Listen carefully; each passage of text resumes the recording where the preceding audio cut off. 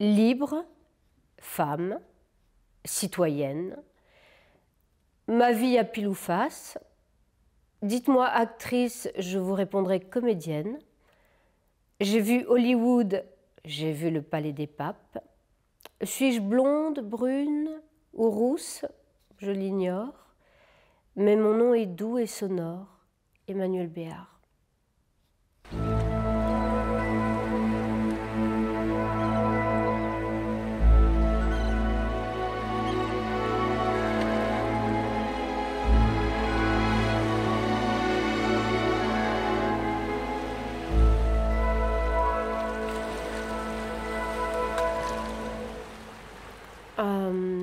C'est Rome,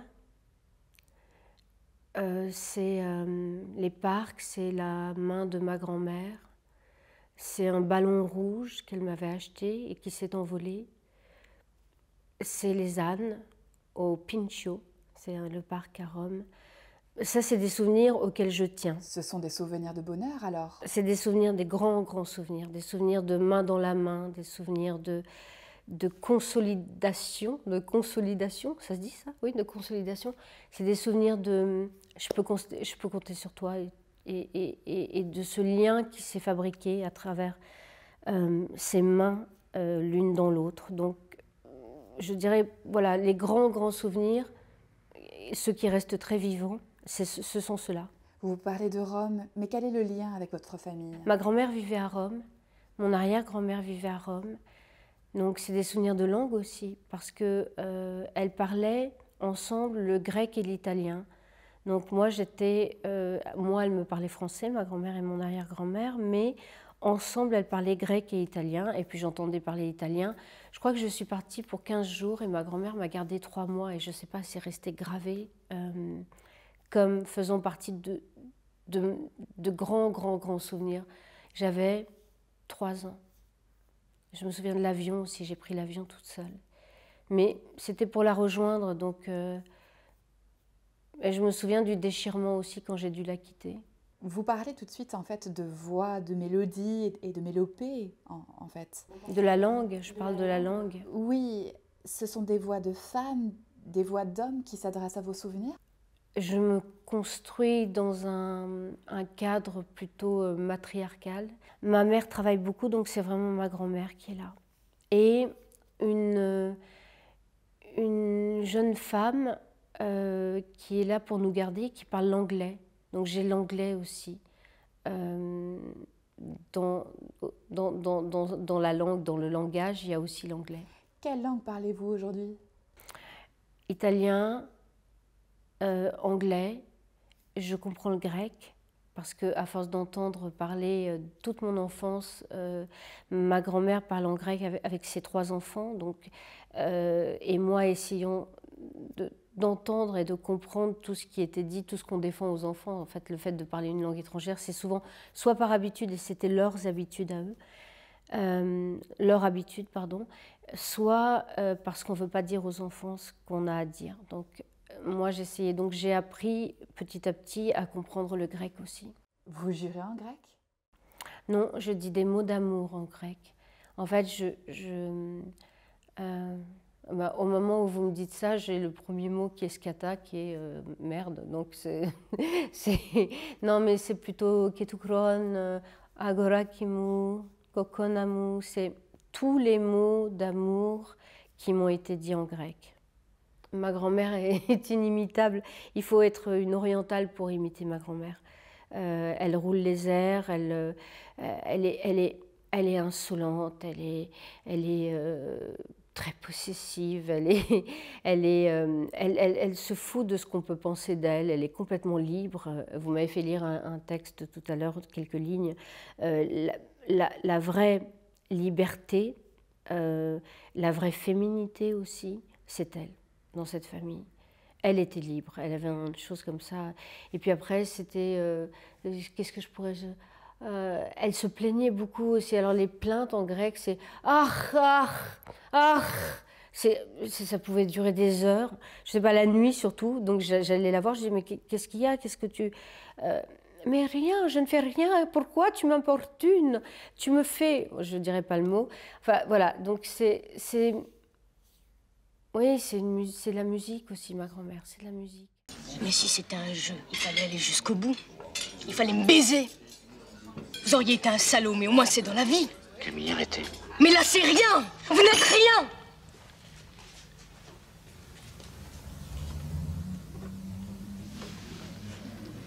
Ça vous gêne qu'on nous regarde? Faut pas, mon vieux, si ça les amuse. Et là, tout est triqué sur sa chaise. C'est une maison, une petite maison dans un hameau, donc qui est collée à d'autres petites maisons. Et il y a beaucoup de chiens, beaucoup de chats, il y a des canards, il y a des lapins, il y a des goélands. Dans la maison? Oui, non, il y a une espèce de petite terrasse, mais qui n'est plus une terrasse abordable pour nous, puisque ce sont 2 goélands qui sont là et qui font caca partout, donc, et qui sont super bien là, donc qui ne volent plus. Moi, je me souviens de ma mère préparant des grandes soupes pour les chiens. Alors qu'elle nous faisait elle nous faisait des crêpes Picard, je ne sais pas si c'était Picard n'était pas à l'époque, donc elle faisait des grandes soupes comme ça qu'elle préparait avec du riz, des pelures de légumes, avec un grand soin, et elle nous faisait du hareng fumé avec des pommes de terre vite fait. Enfin, c'est vraiment, elle a un amour des animaux, et en même temps, on parle des premiers sons, des premières odeurs, des premiers... moi, je dors avec mes chiens, mes chats. Je pense que j'ai le lapin quelquefois aussi.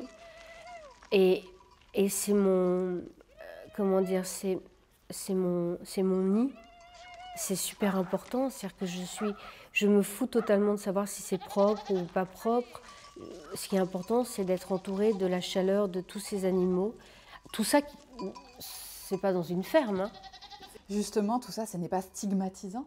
Ah si, c'est hyper stigmatisant parce que on peut amener personne. C'est un joyeux bordel, enfin joyeux pas toujours, mais c'est un sacré bordel.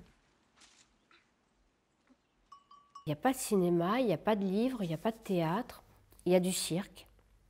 Donc il y a beaucoup de cirque, de déguisements, de cabanes, ouais, on est beaucoup dehors et on fait payer aussi beaucoup les gens pour venir nous voir. Ça, c'est très important, c'est-à-dire qu'on fait des spectacles et donc tous les voisins, tous ceux qu'on connaît, on vend des billets. On fabrique aussi beaucoup de choses à base de lavande, des petits trucs qu'on met dans les placards qu'on va vendre. Il y a beaucoup de commerce. Je faisais beaucoup de photos. Donc j'adorais faire des photos alors que j'étais très timide. Qui vous initiait à la photographie? C'est ma mère, elle était mannequin. Et en fait, on était inscrits dans une agence d'enfants pour enfants. Et j'avais beaucoup de succès. Et j'arrive pas à l'expliquer parce que d'abord, j'étais pas jolie, vraiment pas jolie. J'étais drôle. J'avais un petit nez en trompette, j'étais pleine de taches de rousseur, j'avais des grands yeux bleus. Donc je pense que j'étais pas jolie, mais j'étais certainement photogénique. Et je pense que je les amusais. Il y avait quelque chose dans ma bille qui les touchait. Et j'adorais ça. Donc je faisais ça très bien. Et elle nous avait dit qu'on aurait tout cet argent. D'abord, on avait un cadeau, ce qui était rare et formidable. Et elle nous a dit qu'on avait de l'argent qui nous attendrait, je sais plus, dans une banque à nos 18 ans, ce qui était vrai. Avec vos frères et sœurs? Ouais. Vous êtes l'aîné de la fratrie? Ouais. Et c'est fusionnel entre vous? Non, c'est collant. Non, moi j'ai un petit frère qui a 20 mois de moins que moi. Et puis ensuite, ça va être 8 ans et ensuite, voilà. Donc, mais non, moi c'est pareil, c'est-à-dire que pour l'extérieur, j'aurais adoré être seule et que mon petit frère ne me suive pas, que j'en sois pas la maman. Et en même temps, à l'intérieur de la maison, c'est ce qui me... C'est comme les animaux, quoi. C'est ce qui me sauvera d'une profonde solitude. Alors, sur cette photographie... C'est quand même pas moi qui suis dedans. Ah si, c'est vous. Là? Non, oui. D'accord. On voit votre papa, on voit votre maman. Et dans un panier, au milieu, ils tiennent une toute petite Emmanuelle. En voyant cette photographie, je me suis dit en quelque sorte que vos parents vous tenaient à bout de bras entre deux mondes. Oui, oui. Et je le resterai toute mon enfance, en fait, entre deux mondes. Alors, ils vont se... Je crois qu'ils sont déjà plus ensemble, en fait, à ce moment-là. Vous n'avez jamais connu vos parents amoureux? Non, non, non, j'ai pas connu mes parents amoureux. Je crois que mon père a été très amoureux de ma mère. Je pense que ma mère a été moins amoureuse de mon père. Et ils se sont quittés, j'étais encore dans le ventre. Mais il est venu à l'accouchement et je pense ça doit être quand ils se sont remis un tout petit peu ensemble. Mais bon, mais c'est vraiment, comment dire, c'est beau parce que malgré la séparation avec mon père, puisque je suis même pas née quand il se sépare et je vais très peu chez lui, c'est une figure très importante dans ma vie. C'est un tuteur, c'est quelqu'un qui n'a cessé d'apprendre, de m'apprendre des choses, qui m'a recadré beaucoup dans mon enfance, mon adolescence particulièrement. Et oui, je vais vivre entre deux mondes. Et ma mère, elle fait partie de cette génération, en tout cas de ce mouvement, un peu de on fait des enfants tout seul, toute seule, femme. On fait des enfants, elle est donc féministe, Et on n'a pas d'argent du tout. C'est la dèche, si c'est pas l'électricité qui est coupée, c'est qu'on n'a pas beaucoup à manger. Si on n'a pas beaucoup à manger, c'est le téléphone. C'est pas le téléphone, enfin il y a toujours un truc. Et de l'autre côté, je pars en voyage, je vais voir mon père, et là, j'ai une immense maison de 200-300 mètres carrés, une piscine, un jardin, Aragon qui nage dans la piscine, Pompidou qui mange à table, puis ensuite Mitterrand. Et vous êtes fière? Est-ce que vous avez un sentiment de fierté? Non, non, non, non, pas de fierté. Non, c'était pas normal, c'était irracontable. C'était, je pouvais, enfin, ce que je vivais chez mon père, c'est vraiment la séparation de deux mondes, c'est deux mondes différents, et je vais tout faire pour ne pas qu'ils s'interfèrent. Je ne raconte pas à mon père ce que je suis avec ma mère, et je ne raconte pas à ma mère ce que je fais avec mon père. Je fais Vous êtes double. une session.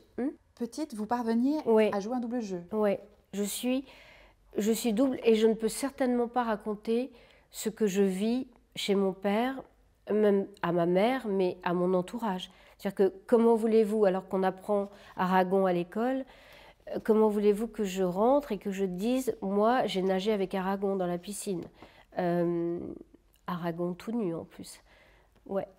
Et donc, et Brassens, on apprend les poèmes de Brassens, et quand on apprend les poèmes de Béart, je suis morte de honte, je ne sais pas où me mettre. Je fais semblant, je me rappelle l'eau vive, quand on l'a appris en 6e, prof de musique, j'ai fait semblant, je ne m'appelais pas Béart à l'école, je m'appelais Guilhery, et j'ai fait semblant de ne pas la connaître. Donc j'ai fait semblant de l'apprendre. Et j'ai eu 20, et c'était horrible parce que je ne voulais pas avoir 20.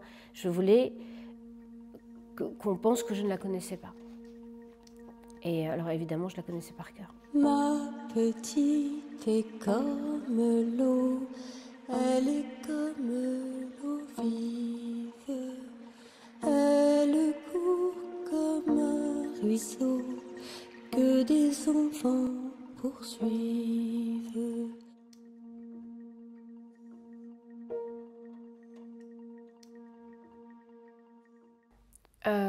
Il était présent assez tôt, mais pas la petite enfance dont vous parliez tout à l'heure. Il a commencé à être présent plutôt vers 9-10 ans, quand j'avais 9-10 ans.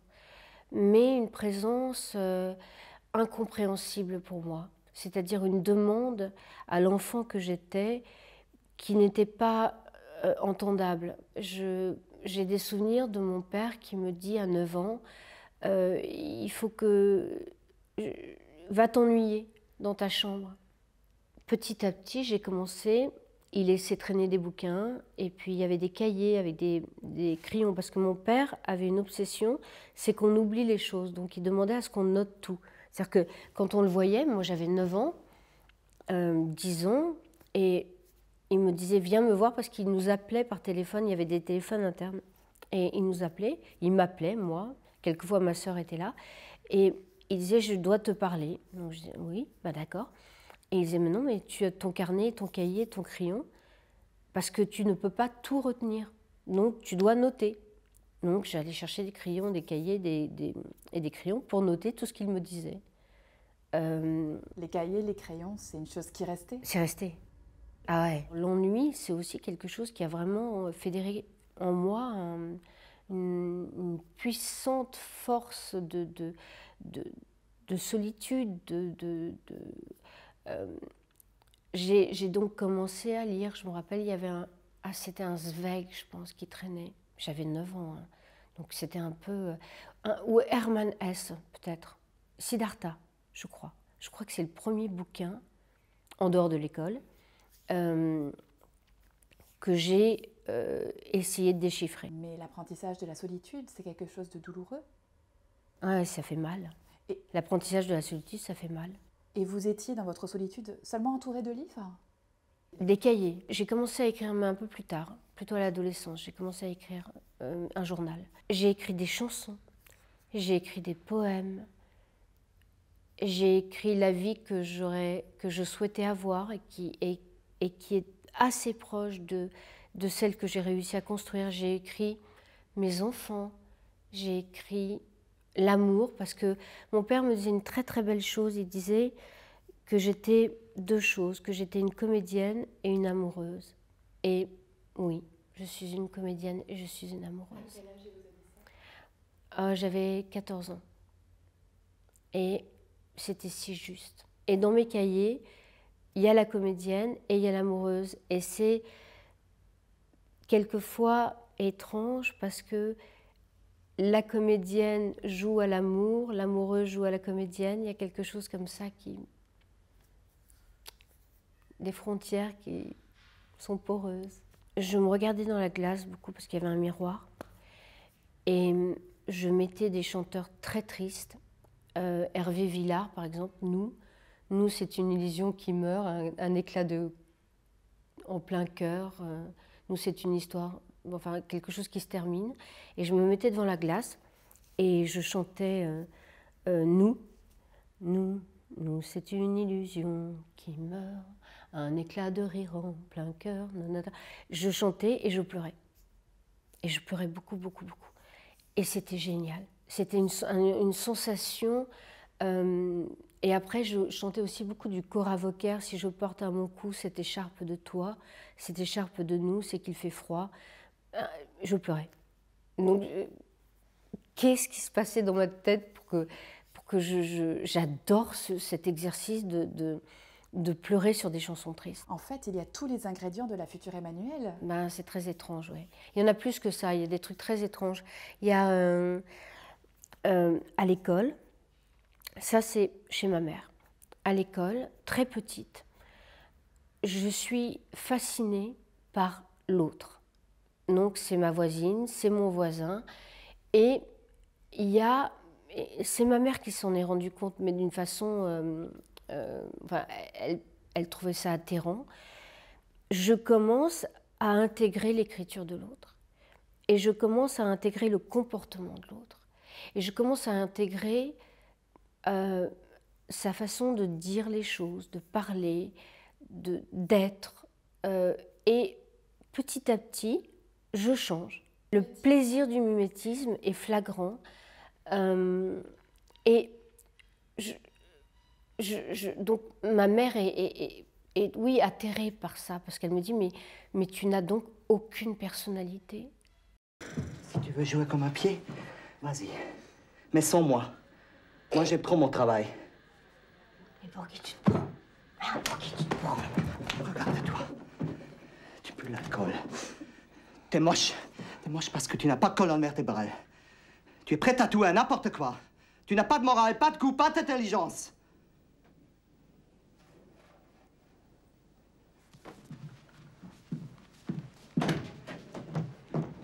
On annule la présentation. Là, on annule rien du tout. On annule! Parce que je peux jouer, moi. Mais c'est pas vrai, vous êtes cinglés tous les deux, mais qu'est-ce qu'on fait? Arrête! Elle n'est pas tendre dans ses mots à ce moment-là. D'ailleurs, elle n'a jamais été tendre, mais je me souviens très bien qu'elle se dit que je suis influençable, que je vais être comme tout le monde. Or, moi, je sens qu'il y a quelque chose qui me passionne là-dedans. Mais au point, effectivement, d'avoir envie de perdre mon identité pour attraper l'identité de l'autre. C'est passager parce que je change. Si on me change de voisin ou de voisine, je vais prendre le prochain. Je ne vais pas m'attacher à une personne et essayer de devenir comme elle. Je vais simplement être passionnée par l'idée de devenir autre.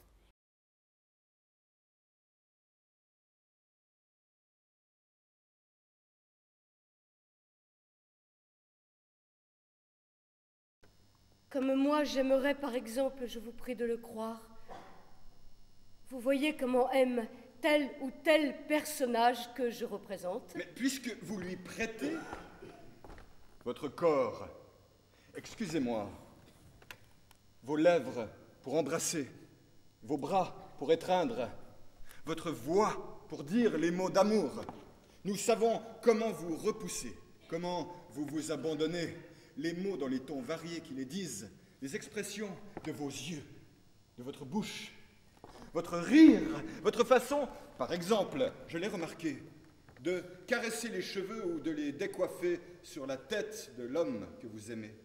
Je vous dis que je vis à ces moments-là la vie de mon personnage. Ce n'est pas moi.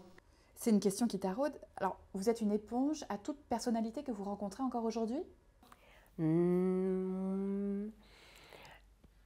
Pendant longtemps, j'ai détesté aller au cinéma parce que je me sentais envahie, si j'aimais, je me sentais envahie par la personnalité du héros ou de l'héroïne du film que je voyais. Et je ressortais, mais c'était flagrant, je ressortais et pendant un bon moment, j'avais adopté l'attitude de la personne à qui je m'étais identifiée. Aujourd'hui, vous vous sentez quel âge? Ah, c'est dur cette question. Là, vous me faites parler de mon enfance, donc je veux avoir 14 ans. Et je veux donc commencer la vie telle que moi, j'ai envie de la construire. Donc j'ai 14 ans.